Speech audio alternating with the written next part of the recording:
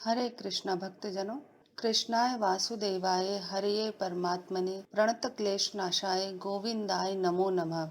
आप सभी को अजय एकादशी की बहुत बहुत शुभकामनाएं। भाद्रपद मास के कृष्ण पक्ष की अजय एकादशी को शास्त्रों में महान पुण्यदायिनी तिथि कहा गया है। इस व्रत का स्मरण, व्रत और कथा श्रवण करने मात्र से ही मनुष्य के जन्म जन्मांतर के पाप ताप नष्ट हो जाते हैं और उसे विष्णु धाम की प्राप्ति होती है। पद्म पुराण में इस व्रत का विशेष महत्व बताया गया है। इसमें कहा गया है कि जैसे गंगा स्नान से सभी पाप धुल जाते हैं, वैसे ही अजय एकादशी का व्रत करने से आत्मा निर्मल और पवित्र हो जाती है। इस तिथि को उपवास, हरि स्मरण, भजन और कथा श्रवण करने से जीवन में सुख, समृद्धि, धर्म और मोक्ष का द्वार खुलता है। आज हम आपको इसी पावन अजय एकादशी की दिव्य कथा सुनाने जा रहे हैं, जिसका श्रवण करने से न केवल पुण्य की प्राप्ति होती है, बल्कि भगवान विष्णु की कृपा से हर दुख और हर संकट का भी नाश होता है। तो चलिए सुनते हैं अजय एकादशी की कथा। अजय एकादशी का महात्म्य भगवान श्री कृष्ण ने धर्मराज युधिष्ठिर को बताया था। एक बार धर्मराज युधिष्ठिर कहने लगे कि हे भगवान, हे पुंडरीकाक्ष, मैंने श्रावण शुक्ल एकादशी अर्थात पुत्रदा एकादशी का सविस्तार वर्णन आपके श्रीमुख से सुना है। अब आप कृपा करके मुझे भाद्रपद माह के कृष्ण पक्ष की एकादशी के विषय में भी बतलाइए। इस एकादशी का क्या नाम है और इसके व्रत का क्या विधान है? प्रभु, इसका व्रत करने से किस फल की प्राप्ति होती है? तब भगवान श्री कृष्ण ने कहा, हे युधिष्ठिर, भाद्रपद माह के कृष्ण पक्ष की एकादशी को अजय एकादशी कहते हैं। इसका व्रत करने से सभी पाप नष्ट हो जाते हैं। इहलोक और परलोक में मदद करने वाली इस एकादशी व्रत के संसार में दूसरा कोई व्रत नहीं है। हे युधिष्ठिर, इस एकादशी से संबंधित जो कथा प्रचलित है, अब मैं उसे तुम्हें सुनाता हूँ। श्रद्धा पूर्वक श्रवण करो। बहुत समय पहले एक दानी और सत्यवादी राजा हरिश्चंद्र हुए। राजा हरिश्चंद्र इतने प्रसिद्ध सत्यवादी और धर्मात्मा थे कि उनकी कीर्ति से देवताओं के राजा इंद्र को भी ईर्ष्या होने लगी। तब देवराज इंद्र ने महर्षि विश्वामित्र को राजा हरिश्चंद्र की परीक्षा लेने के लिए उकसाया। इंद्र के कहने से महर्षि विश्वामित्र जी ने राजा हरिश्चंद्र को योग बल से ऐसा स्वप्न दिखलाया कि राजा स्वप्न में ऋषि को सब राज्य दान कर रहे हैं। दूसरे दिन महर्षि विश्वामित्र अयोध्या आए और अपना राज्य मांगने लगे। स्वप्न में किए गए दान को भी राजा ने स्वीकार कर लिया और विश्वामित्र जी को सारा राजपाट दे दिया। अब अयोध्या से जब राजा हरिश्चंद्र चलने लगे, तब मुनि विश्वामित्र जी ने कहा, राजन, जप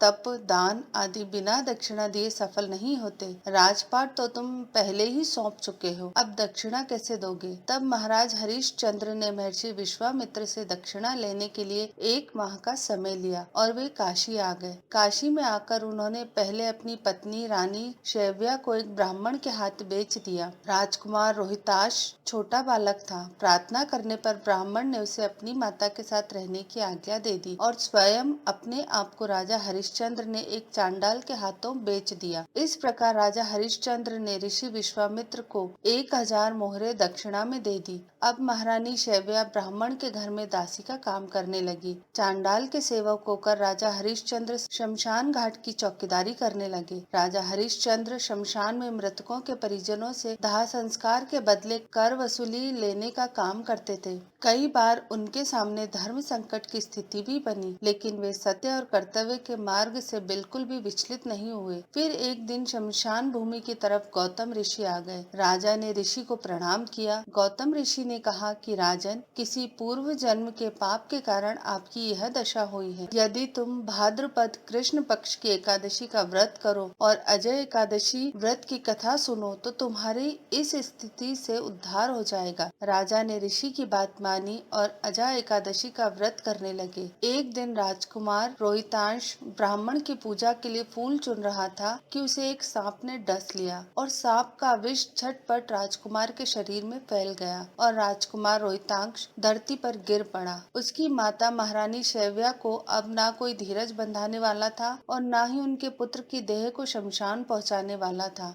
तब रानी शैव्या रोती बिलखती पुत्र के शव को लेकर शमशान में पहुंची तो पुत्र के शव को देखकर राजा हरिश्चंद्र का कलेजा भर आया, क्योंकि उस समय राजा शमशान घाट में मृतों के शवों का दाह संस्कार करने का काम किया करते थे। इसलिए अपनी पत्नी से अपने पुत्र की मृत्यु का सारा वृत्तांत सुनकर राजा हरिश्चंद्र ने कहा कि रानी, इस समय मैं अपने कर्तव्य में बंधा हुआ हूँ। जो भी यहाँ दाह संस्कार के लिए आता है उसे कर के रूप में कुछ न कुछ देना ही पड़ता है। अब रानी के पास तो देने के लिए कुछ भी नहीं था। राजा हरिश्चंद्र को बड़ा दुख हुआ, किंतु वे अपने धर्म पर स्थिर बने रहे। दोनों ही इस दुख की घड़ी में भगवान को याद कर रहे थे। जब राजा हरिश्चंद्र ने अपनी पत्नी को दाह संस्कार नहीं करने दिया, तब रानी ने अपनी आधी साड़ी चीर कर राजा हरिश्चंद्र को कर के रूप में दे दी। भगवान भी यह सब कुछ देख रहे थे। तब राजा हरिश्चंद्र की कर्तव्य परायणता को देखकर वहां भगवान नारायण, देवराज इंद्र, धर्मराज आदि देवता और महर्षि विश्वामित्र प्रकट हो गए। उन्होंने उनके मृत पुत्र को फिर से जीवित कर दिया और राजा हरिश्चंद्र को उनका खोया हुआ राज्य पाट भी वापस लौटा दिया।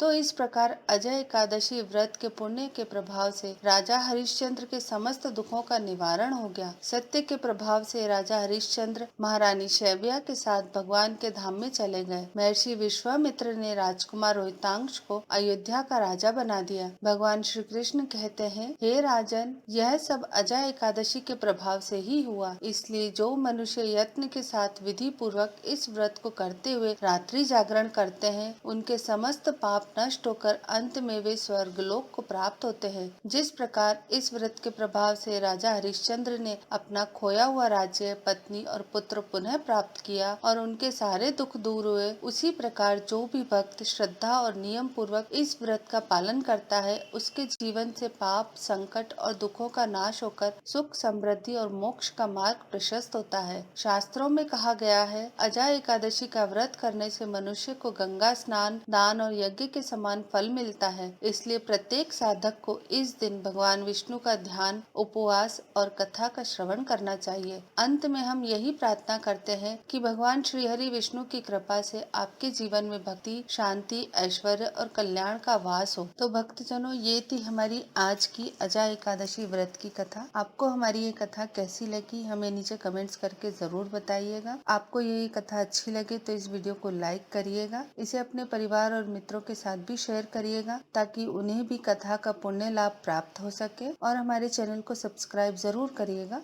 धन्यवाद।